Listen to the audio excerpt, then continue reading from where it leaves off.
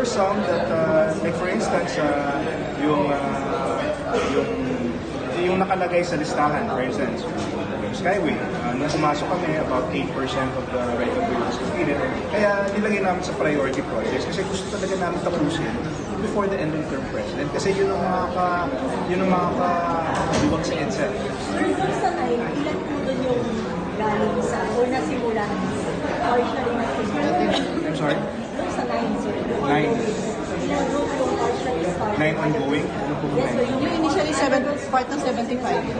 Senator Villar. Opo.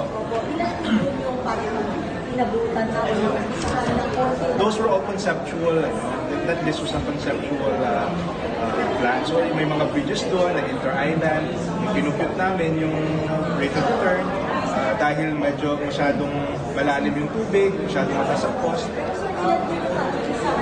Yung 9 sir na ongoing yun.